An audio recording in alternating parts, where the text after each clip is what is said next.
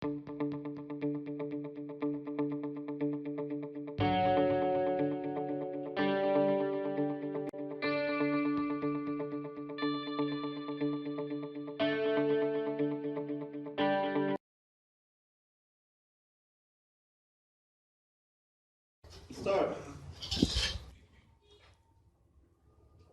In Jaswant Singh versus State of Punjab, the court, while dealing with the exercise of power as conferred by way of exception under Article 311(2) B of the Constitution, opined as follows.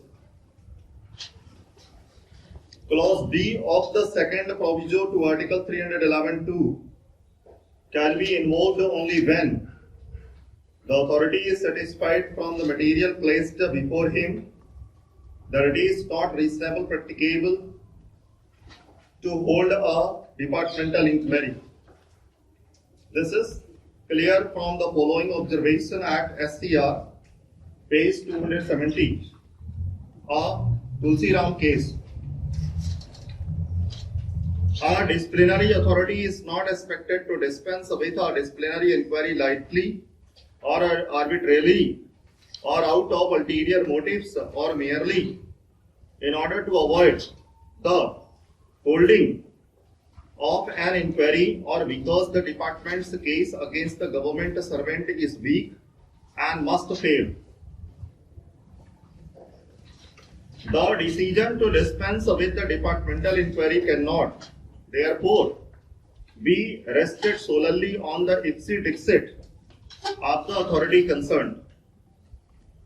When the satisfaction of the authority concerned is questioned in a court of law, it is incumbent on those who support the order to show that the satisfaction is based on certain objective facts and is not the outcome of the whim or caprice of the officer concerned.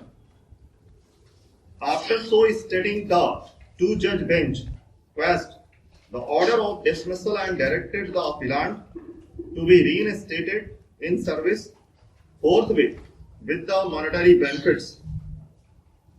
Be it noted, it was also observed therein that it would be open to the employer, if so advised, notwithstanding the lapse of time, to proceed with the disciplinary proceedings.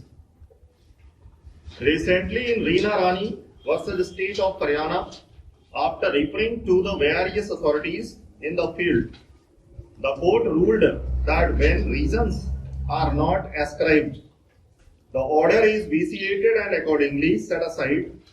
The order of dismissal, which had been concurred with by the single judge and directed for reinstatement in service with all consequential benefits.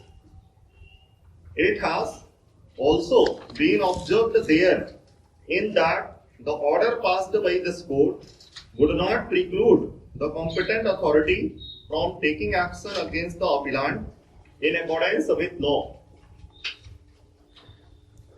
Tested on the touchstone of the aforesaid authorities, the irresistible conclusion is that the order passed by the Superintendent of Police dispensing with the inquiry is totally unsustainable and is hereby annulled.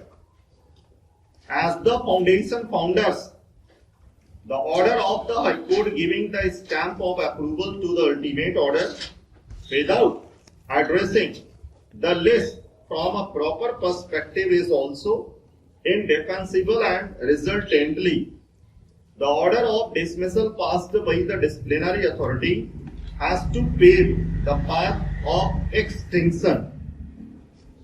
It is in the above background that the order impugned here is liable to be just.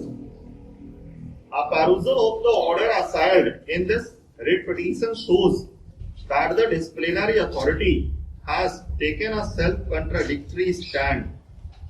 On the one hand, he records that there is conclusive and adequate evidence against the petitioner, and in the same breath, he proceeds to hold that in the departmental inquiry, no person would come forward to give evidence against the petitioner.